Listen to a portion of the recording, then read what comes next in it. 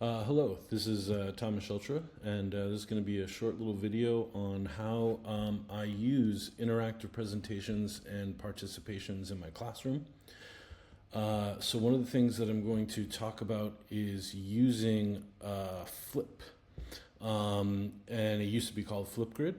I'm going to discuss how I use it in my classroom, the pros of students using Flip, the cons of students using Flip, why I think teachers should use it, or other tools if they can.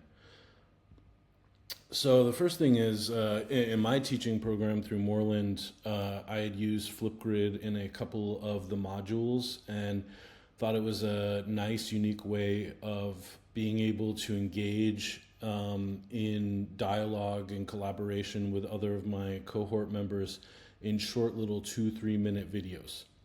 However, now Flip is part of the Microsoft Teams, and so it's not easily accessible. However, our school uses Teams, so it's one of those things that I am allowed to give students for an activity. So how I've used Flip in my classroom. So for the first thing is when I create an assignment, I can go down and you see the little Flip video recording. I can enter a title for the assignment, I can enter my instructions, and then students have to provide a Flip video, and you can modulate the time in which they're using it. On my end, you can see students, and I've blurred out students for privacy reasons, but you can see ones that have viewed it and have turned in the videos, and then you can also see who are students that have gone past the deadline. Here you can see a student that gave one of their Flip video presentations, and I've blurred out their face. The second one is you can see a student who uploaded a PowerPoint presentation, but then did a voiceover as part of their Flipgrid or Flip presentation.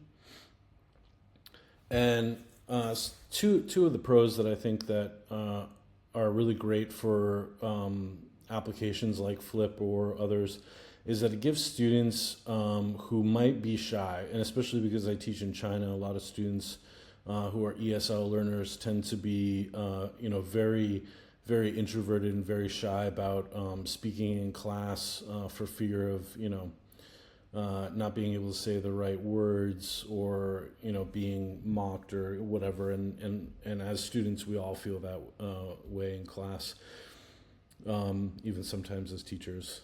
So this way it gives them an avenue to kind of engage with the lesson and do it in a way that's in the privacy of their own home. The other thing is differentiation. Gives students choice and ownership and agency of how they want to present their video, and it gives them a creative avenue that isn't just standing up in front of the class and going through a PowerPoint. Some of the cons is connectability. In China, a lot of platforms need VPNs, or sometimes there's weak Wi-Fi, so it can limit participation. The other thing that I don't like about Flip necessarily is that even though it's a nice way of creating an interactive assignment for students, it doesn't allow them to give immediate feedback to students on their videos, so it can kind of limit collaboration and discussion. I think that teachers should be able to use it because it's a unique way to have presentations, give students some creativity and choices, and it's a good way to do a formative assessment.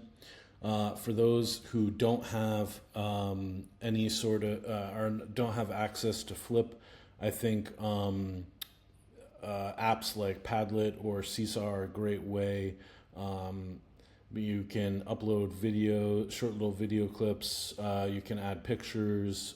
Students are allowed to give like immediate feedback, and so I think that these are pretty good collaborative tools in substitution for Flip.